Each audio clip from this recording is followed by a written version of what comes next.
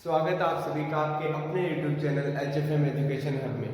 आज हम देखेंगे सेट्स, रिलेशन और फंक्शन मतलब समुच्चय, संबंध और फलन का लास्ट टॉपिक के कॉन्सेप्ट जो है फंक्शन। क्या है? फलन। अब समझिएगा फलन होता क्या है। संबंध क्या था? समुच्चय A से B में परिभाषित होने वाला, जैसे मैं बताता हूँ आपको। समुच्चय A कुछ ऐसा मान लीजिए और समुच्चय B है वो कुछ ऐसा मान लीजिए।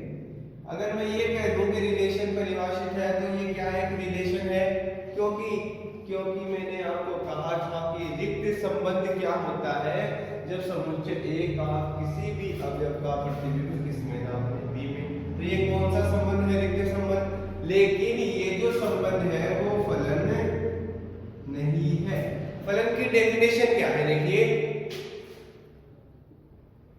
जब समुच्चय A का प्रत्येक अवयव समुच्चय B के अद्वितीय अवयव से संबंध रखता हो, संबंध रखे, तो इस नियम को हम फलन के रूप में परिभाषित करते हैं। समुच्चय A का प्रत्येक अवयव मतलब इस समुच्चय A का हर अवयव समुच्चय B के अद्वितीय अवयव। अद्वितीय अवयव का मतलब समझे? कुछ इस तरीके से अगर ये है तो इसका मतलब क्या है? आगे जैसे जैसे आएगा मैं समझाता जाऊंगा। अद्वितीय क्या है वो मैं भी बता रहा हूँ। अभी इतना समझिए कि प्रत्येक अवयव किसका? समुच्चय A का। समुच्चय A का हर अवयव का प्रतिबिंब किसमें बनना चाहिए? समुच्चय B में। अगर एक भी अवयव ऐसा है जिसका प्रतिबिंब B में नहीं है तो इसका मतलब ये फलन भी नहीं है। इसको फलन होने के लिए, फलन परिभाषित होने के लिए हमें समुच्चय A के प्रत्येक अवयव का प्रतिबिंब किसमें बनाना पड़ेगा? समुच्चय B में। इतना समझ में आया? इतना समझ में आया होगा, कोई दिक्कत वाली बात नहीं होगी। अभी जैसे मैंने आपको एग्जांपल देके बता दिया, अगर ये ना हो तो ये फलन नहीं है। इतना आया। अब देखिए हम कुछ एग्जांपल्स देख लेते हैं, कुछ उदाहरण अगर देखेंगे तो ज्यादा बढ़िया है। समुच्चय A है 1 2 3 और B है A B C, बस इसी में फलन है। ठीक है, 1 2 3 A B C फंक्शन 1 2 3। अभी क्या ये फलन है? नहीं सर, कोई भी फलन नहीं है। पहली बात तो समुच्चय A के प्रत्येक अवयव का प्रतिबिंब बनना चाहिए। हाँ, एक एग्जांपल मैं आपको कुछ ऐसे दे देता हूँ। क्या ये फलन है? इन दोनों में से कौन सा फलन है और कौन सा फलन नहीं है? तो देखिए मैंने क्या कहा कि समुच्चय A के प्रत्येक अवयव का प्रतिबिंब किसमें बनना चाहिए? समुच्चय B में। इसका प्रतिबिंब है, इसका है, इसका है। अब आप बोलोगे सर ये तो दो से संबंध रख रहा है, तो देखिए, और ये बोलोगे दूसरा डाउट है कि सर समुच्चय B में भी तो एक अवयव ऐसा है जिसका पूर्व प्रतिबिंब A में नहीं है। हाँ, तो मैं समुच्चय B से हमें कोई भी मतलब नहीं है, चाहे इसमें कोई अवयव खाली हो चाहे ना हो, इससे हमें कोई मतलब नहीं होगा। हमें मतलब होगा समुच्चय A से। इतना समझ में आया? इसका हर अवयव संबंधित है, कोई बात नहीं, मतलब ये फलन होगा। इतना समझ आया है? अब देखिए, आप सबसे पहले एक काम करते हैं, हम D इसमें एक और अवयव ले लेते हैं और इसका इससे करवा लेते हैं रिलेशन। अब आप बोलोगे सर ये तो फंक्शन है। क्यों? क्योंकि जो समुच्चय A का प्रत्येक अवयव का प्रतिबिंब किसमें है? समुच्चय B में। तो एक बात ये भी ध्यान रखना, वो जो अद्वितीय अवयव है ना, अद्वितीय अवयव से संबंध रखिए। इसका मतलब क्या है? समुच्चय A का हर अवयव का समुच्चय B में केवल एक प्रतिबिंब बन सकता है। यहां लिख लीजिए, समुच्चय A का A के किसी अवयव का, A के किसी अवयव का B में केवल एक प्रतिबिंब बन सकता है। अगर एक से अधिक प्रतिबिंब बना, इसका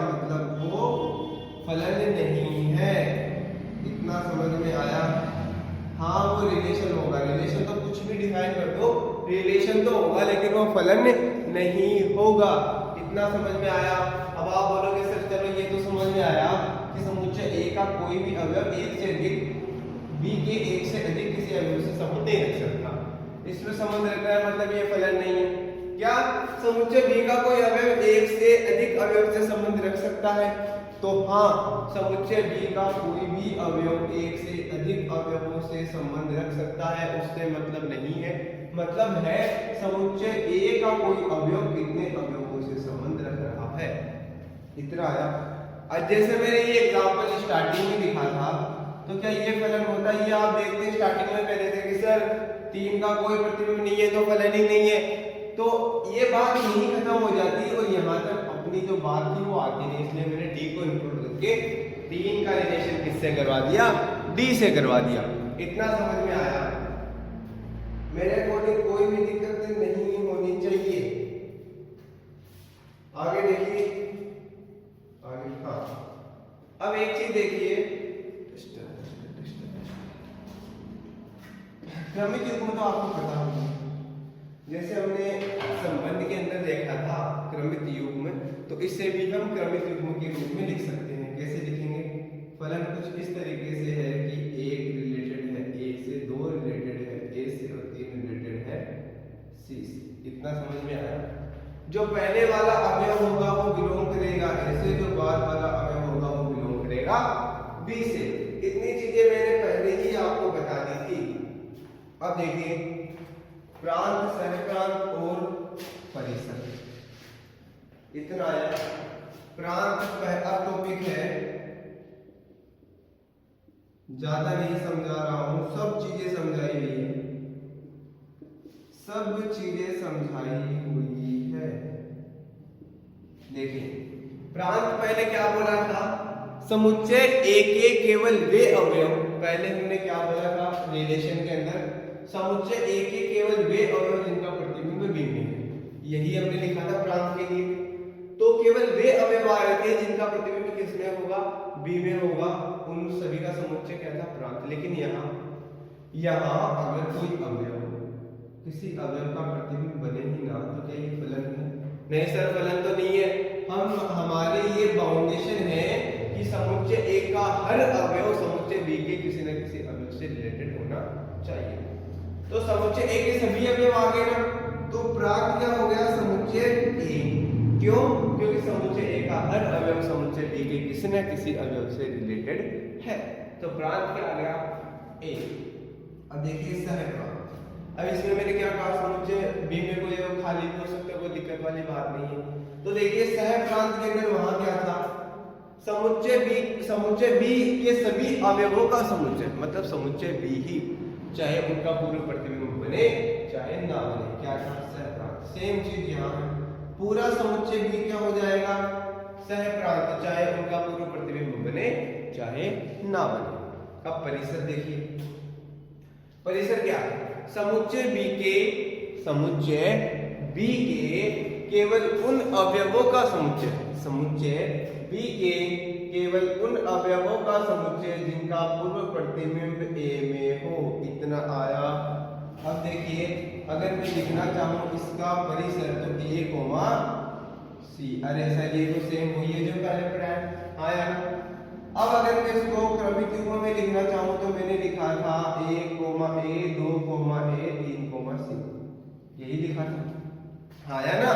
अब देखिए, क्रमिक युग्म में पहले आने वाला अवयव क्या हो गया?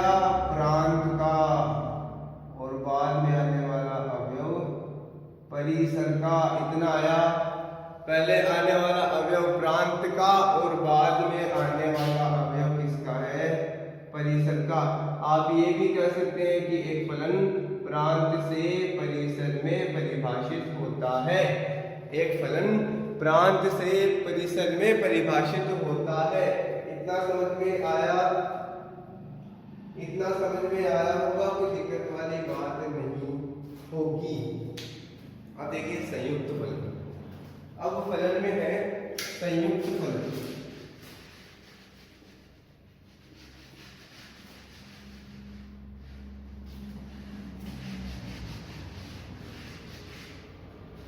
अब देखिए संयुक्त,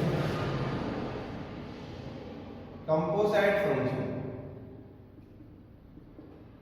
देखिएगा, यदि कोई फलन f है वह a से b में परिभाषित है, कोई फलन f a से b में और g है वो b से c में, ये भी एक फलन है, ध्यान दें।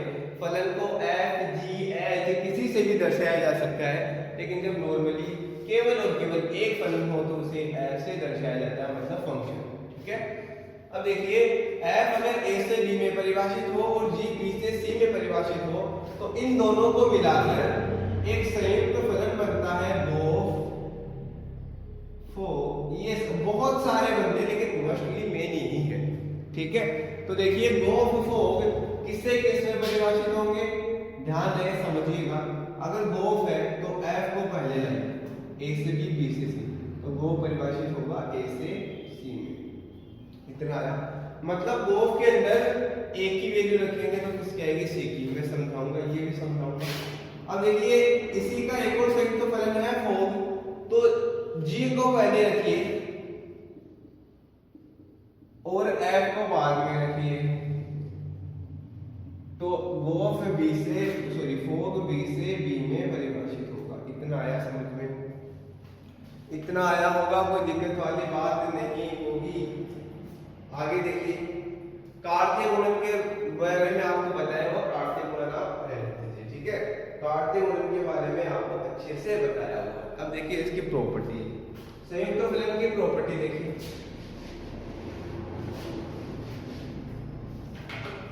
संयुक्त फलन के गुणधर्म,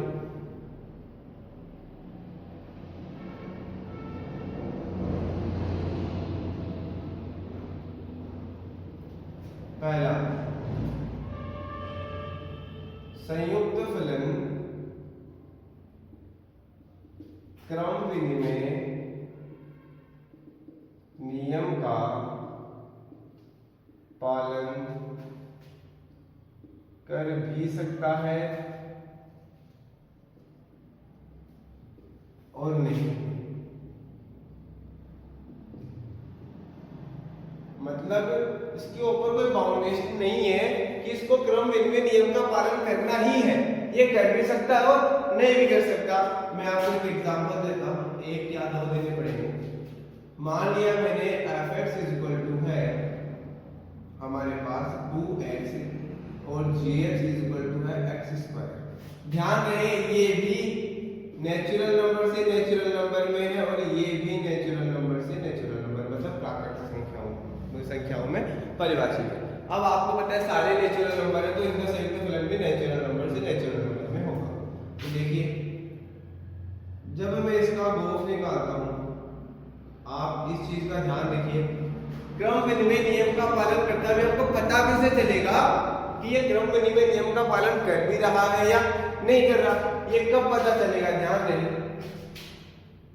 जब गोफ और फोग दोनों बराबर आ जाए। जब गोफ और फोग दोनों बराबर आएंगे तो ये क्रम विनिमय नियम का पालन करेगा, और यदि गोफ और फोग दोनों आपस में बराबर ना आए तो ये क्रम विनिमय नियम का पालन नहीं करता। अब देखिए इसको हम कैसे लिखेंगे, g(f(x), ठीक है। इसको कुछ इस प्रकार से लिखा जाता है कि g(f(x), अब g की जगह g और f(x) की जगह क्या है 2x।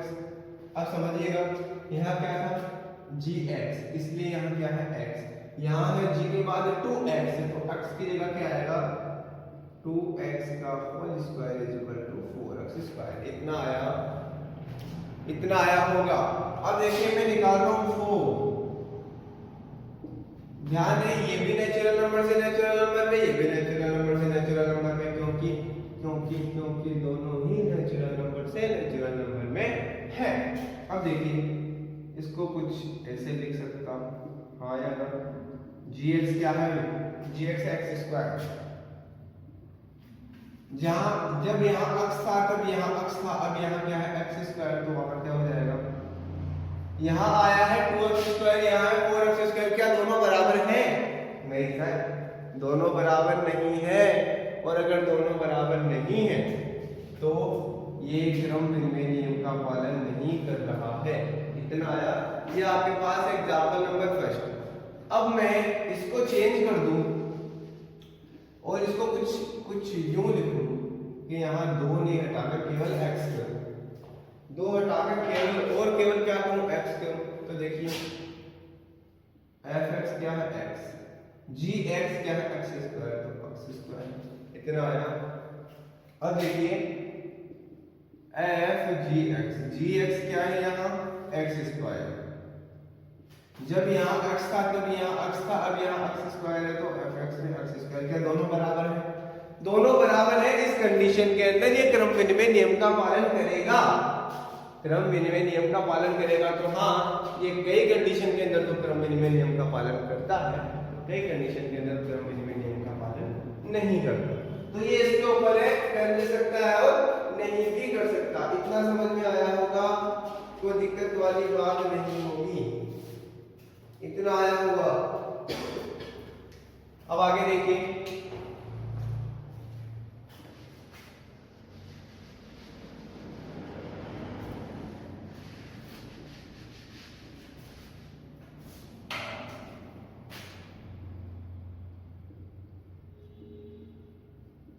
संयुक्त फलन साहचर्य नियम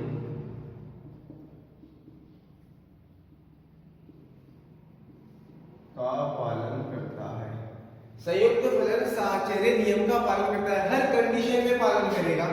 मतलब f of g of h is equal to f of g of h। इसका मतलब समझे आप, यहाँ f g h तीन क्या है, फलन है। चाहे f को पहले निकालो फिर of h निकालो, चाहे f of g of h निकालो, मतलब ये पहले निकालो फिर इसके साथ निकालो, चाहे ये पहले निकालो फिर इसके साथ निकालो। ये हम एग्जांपल देंगे आगे, इसके लिए आप टेंशन मत लीजिए। आप केवल इतना ध्यान रखिए कि संयुक्त फलन साहचर्य नियम का पालन करता है। ये बेसिक बेसिक चीजें इनमें से नहीं आएगी, आगे जब आएगा तो थोड़ा लेवल ऊपर होगा, थोड़ा लेवल अप होगा, वहां से भी करेंगे। ये केवल बेसिक चीजें हैं जो आपको जानने की जरूरत है।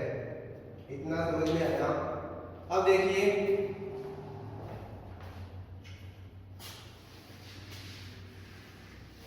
तीसरा,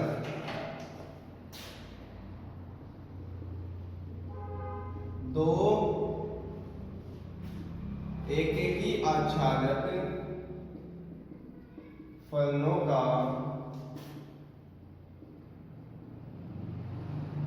संयुक्त फलन भी एकेकी आच्छादक होता है, एकेकी आच्छादक होता है। दो एकेकी आच्छादक। अब सर ये एकेकी आच्छादक क्या आ गया, समझिएगा। एकेकी फलन क्या है, सीधे एग्जांपल से समझा रहा हूं। अगर कोई फलन a से b में कुछ इस प्रकार परिभाषित है, एकेकी मतलब एक का एक से रिलेशन। अगर एक का एक से रिलेशन हो तो क्या है, एकेकी है। क्या है, एकेकी है। इतना समझ में आया। ये ध्यान है, ये डी मैंने एक और ऐड किया है, वो आगे आपको समझ में आएगा क्यों ऐड किया है। अभी इतना समझ में आया, एक का एक से रिलेशन, चाहे वो कैसे भी हो सकता है, वो कुछ ऐसे भी हो सकता है, वो कुछ ऐसे भी हो सकता है, लेकिन इतना ध्यान रहे एक का एक से रिलेशन होना चाहिए, एक से ज्यादा नहीं। जैसे अगर ये कुछ ऐसे हो तो ये तो रिलेशन, ये तो फंक्शन ही नहीं होगा। क्यों, एक से अधिक प्रतिबिंब बन गए ना। लेकिन अब भी नहीं हो सकता। मैं एक काम करता हूं, हाँ अब होगा कि नहीं, अब होगा सर। तो देखिए ये एकेकी फलन नहीं होगा। एकेकी फलन क्यों नहीं होगा, क्योंकि यहाँ पे देखिए ये दो से रिलेटेड है, इसलिए ये एकेकी नहीं है। लेकिन हम पढ़ रहे हैं एकेकी फलन, इसलिए एक का एक से रिलेशन। आप तो जो लिखना याद रखिए, एक का एक से रिलेशन, ठीक है। अब देखिए आच्छादक, बात रही आच्छादक की, तो आच्छादक समझिएगा। यहाँ पे समुच्चय B में एक अवयव ऐसा था जिसका पूर्ण प्रतिबिंब किसमें नहीं था, A में नहीं था। तो ये क्या है, आच्छादक फलन नहीं है। तो देखिए कोई फलन आच्छादक तब होगा जब समुच्चय B में कोई भी अवयव ऐसा ना हो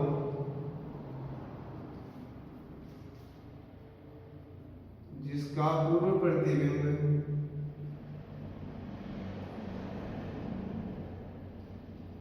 समुच्चय A में ना हो। मतलब समझे, समुच्चय B में कोई भी अवयव ऐसा नहीं होना चाहिए जिसका पूर्व प्रतिबिंब किस में ना हो, समुच्चय A में ना हो। इसको मैं एग्जांपल यहीं पे दे देता हूं आपको आच्छादन का। जैसे 3,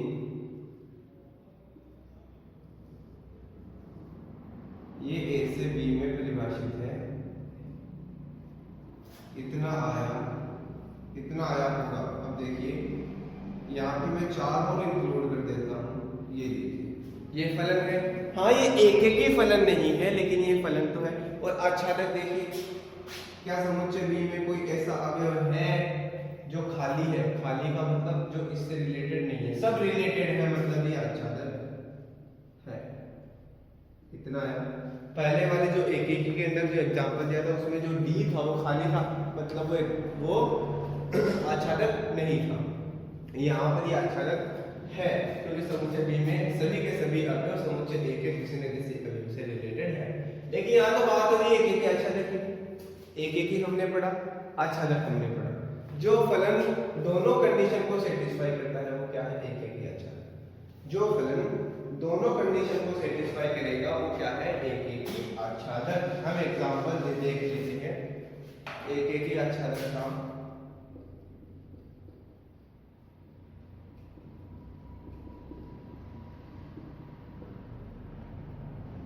ये है A और ये है B। कोई फंक्शन इस प्रकार डिफाइन है। क्या एक का एक से रिलेशन है? हाँ सर एक का एक से रिलेशन है। क्या समुच्चय B में कोई अवयव खाली है या कोई अवयव ऐसा है जिसका पूर्व प्रतिबिंब एक ही नाम है? सभी के पूर्व प्रतिबिंब है तो मतलब ये आच्छादक भी है। वह एग्जांपल एक भी है और आच्छादक भी है। इतना समझ में आया? इतना समझ में आया होगा, कोई दिक्कत वाली बात नहीं होगी। अब देखिए, अब ये तो जाने दो।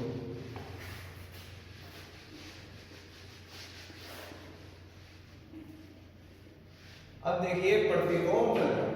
अब यहाँ क्या आएगा? आगे का टॉपिक है इनवर्स फंक्शन। ये क्या है? Inverse function. इतना समझ में आया? अब देखिएगा, अगर फलन A से B में परिभाषित है तो उसका इनवर्स वो B से A में परिभाषित होगा। इतना समझ में आया होगा, कोई दिक्कत वाली बात नहीं है। देखिए समझना कैसे। ये फलन है, इसका इनवर्स क्या होगा आपको सीधा समझाता हूं मैं। 1 2 3 और यहाँ B है A B C। ये फंक्शन A से था, अब इनवर्स A से आएगा। इतना आया A B C। अब ये कुछ इस तरीके से होगा। आया समझ में? इतना आया। प्रतिलोम फलन इतना आया।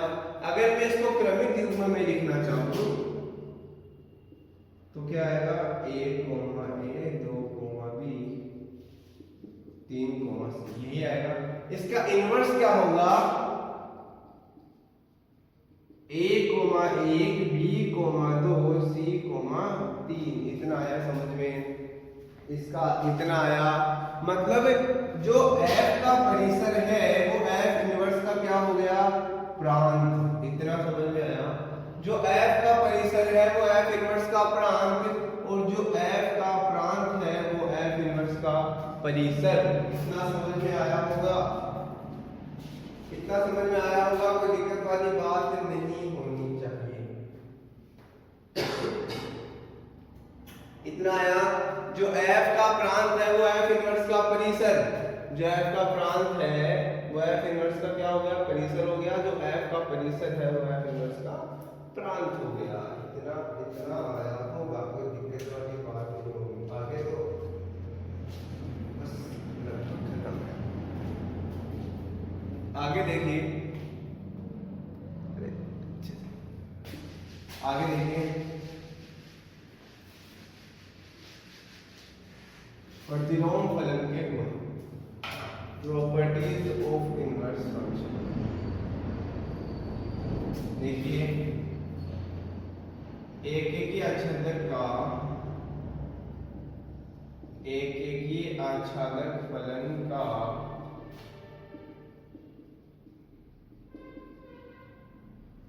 प्रतिलोम भी एकेकी आच्छादक होगा। एकेकी आच्छादक का प्रतिलोम भी एकेकी आच्छादक होगा। इसके जस्ट पहले वाला एग्जांपल जो हमने देखा, इतना आया समझ में। एकेकी आच्छादक का प्रतिलोम भी एकेकी आच्छादक होगा, इतना आया। आगे देखिए, अगर या यदि कोई फलन एकेकी आच्छादक नहीं है, एकेकी आच्छादक नहीं है, तो उसका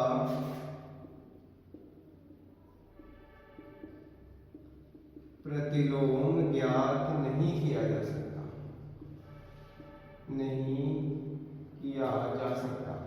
अगर किसी फलन का प्रतिलोम ज्ञात करना है तो उसका एकेकी आच्छादक होना अनिवार्य है, उसका एकेकी आच्छादक होना जरूरी ही है। इतना समझ में आया होगा, इतना आया होगा। अब देखिए, यदि कोई फलन f है और वो a से b में परिभाषित है, कोई फलन f है, ये शॉर्ट में लिख रहा हूं, आप पूरा लिख लीजिएगा। यदि कोई फलन f है वो a से b में परिभाषित है, तो उसका f इनवर्स b से a में परिभाषित होगा। तो इन दोनों का संयुक्त फलन ये तो होगा IA, और f इनवर्स ऑफ f क्या हो जाएगा, IB। इसका मतलब समझे आप, IA IB क्या है, आइडेंटिटी फंक्शन, तत्समक फलन। इतना आया, तत्समक फलन। जो तत्समक संबंध था वही तत्समक फलन। इसका मतलब ये खुद का खुद से रिलेशन होता है। इतना आया समझ में, इतना आया होगा।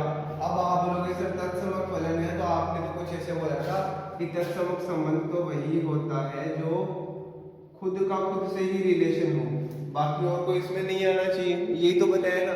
तो क्या ये भी होंगे, तो समझना, f इनवर्स को पहले रखो, b से a, f a से b, तो b से b में परिभाषित हो गया, नहीं ये तो हो गया ना। और खुद से खुद ही रिलेशन रखेंगे और वो किससे हो जाएगा, a से a में परिभाषित होगा। इसका ये है आपके लिए होगा, किससे किस में परिभाषित होगा। इतना आया।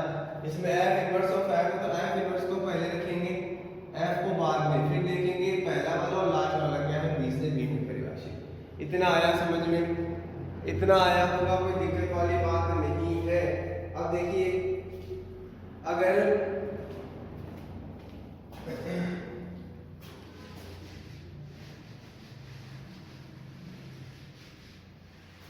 ये इंपोर्टेंट भी हो सकता है, सीधा पूछा जा सकता है। यदि एक फलन f a से b में तथा दूसरा फलन g b से c में परिभाषित हो, तो इनके संयुक्त फलन का प्रतिलोम भी ज्ञात किया जा सकता है, ज्ञात किया जा सकता है। आपको क्या करना है, पहले तो गोफ निकालना है, हाँ या ना। पहले तो गोफ निकालोगे, गोफ का किससे किस में परिभाषित हो जाएगा, हाँ भाई, ए से सी में, फिर उसका क्या कर देना, इन्वर्स कर देना। गोफ ए से सी में है तो गोफ इन्वर्स सी से ए में हो जाएगा ना, और इसको नोट लगा के लिख लेना, G of F gof inverse is equal to F inverse of G inverse. ये कुछ इस प्रकार से होता है, ये कुछ इस प्रकार से भी होता है, ये भी आप लिख लेना। इतना आया आपको, इतना आया होगा। अब ध्यान रहे इसके आगे कैसे की पहले सोल्व कीजिएगा इसको, जैसे हम नॉर्मली हमेशा करते हैं, बस इसके आगे लिख लो अपने हिसाब से। हाँ यार, एफ इनवर्स आपको दिया होगा, निर्भर आपको फाइंड कर लेना है, वैसे एफ इनवर्स बी से ए में परिभाषित होगा, और जैसे जैसे क्वेश्चन आएंगे वैसे वैसे हम आराम से धीरे धीरे सब कुछ सोल्व करेंगे। इतना आया। आगे देखिए फलन का प्रांत कैसे क्या किया जाता है। फलन प्रांत से परिसर में डिफाइन होता है ना, तो देखिए फलन का प्रांत। अब ये तो आपको पता है सर क्रमिक युग्म में हो तो क्रमिक युग्म में पहले आने वाले अवयवों का समुच्चय फलन का प्रांत कहलाता है, और बाद में आने वाले अवयवों का समुच्चय फलन का परिसर कहलाता है। इतना तो पता है, लेकिन अब देखिए इंपोर्टेंट पॉइंट लगा लीजिएगा।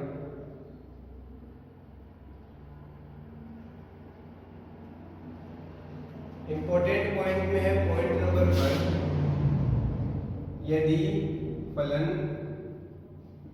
परिमेय हो,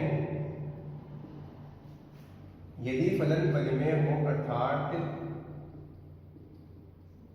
इस रूप में हो, px by qx के रूप, px by qx के रूप में हो, के रूप में हो, तो प्रांत real number minus qx is equal to 0 होगा। इसका मतलब समझे आप कि इसका जो प्रांत है वो रियल नंबर होगा, लेकिन माइनस कौन सा करना है, जिसमें qx का मान क्या हो, 0 हो रहा हो। जैसे एग्जांपल मैं आपको दे दूं, x -1 upon x -2 px upon qx के रूप में है।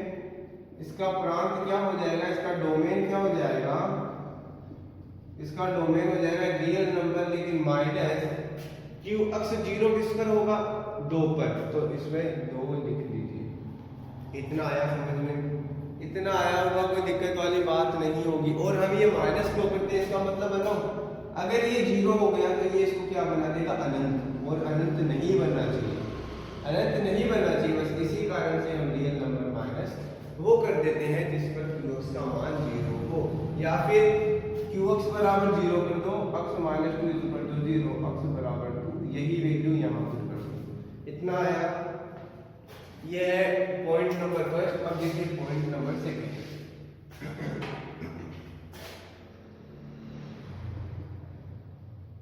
द्विघात समीकरण का प्रांत वास्तविक संख्या या रियल नंबर होता है, हमेशा हमेशा क्या होगा, रियल नंबर होगा। इतना आया।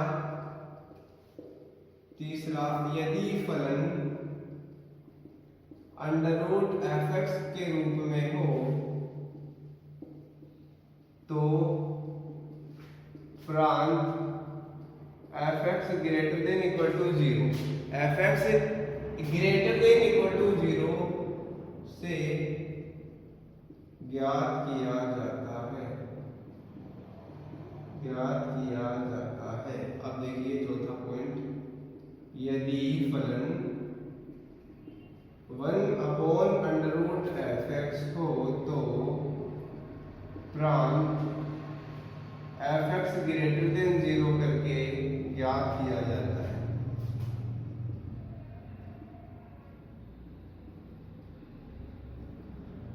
इतना आया, इतना आया। अब आप बोलोगे कि सर यहाँ पे तो इक्वल टू 0 भी लगाया था, यहाँ पे तो इक्वल टू लगाया है। अब आप सोचो अगर मैं यहाँ पे 0 लगा दूं, मतलब f(x) का मान 0 से बड़ा होगा और बराबर भी होगा।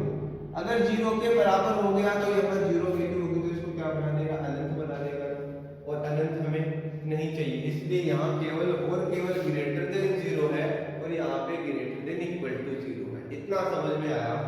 और परिमेय संख्या के रूप में हो तो इस तरीके से निकालेंगे, ध्यान रहे यहाँ पे 1/√f(x) भी हो सकता है या फिर 1/f(x) भी हो सकता है, कोई दिक्कत वाली बात नहीं। यहाँ इतना समझ में आया, इतना समझ में आया या नहीं, केवल इतना।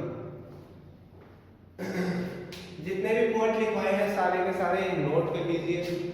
कल हम आएंगे जो ट्रिग्नोमेट्री फंक्शन है, जो ट्रिग्नोमेट्री फलन है, उनके जो डोमेन है और रेंज है वो रह गई है केवल और केवल। तो कल जब आएंगे तो हम पहले से ही लिख लेंगे ताकि अपना टाइम खराब ना हो, वरना अभी बहुत ज्यादा टाइम खराब हो जाएगा। और कल हम सीधे ही करेंगे फिर ट्रेपेज क्वेश्चन। तो आज के लिए केवल इतना ही। उम्मीद है आज जितना भी पढ़ाया आपको समझाया सब कुछ समझ में आया होगा। आज के लिए चलते हैं, मिलते हैं कल। आज के लिए अलविदा और वीडियो को पूरा देखने के लिए धन्यवाद।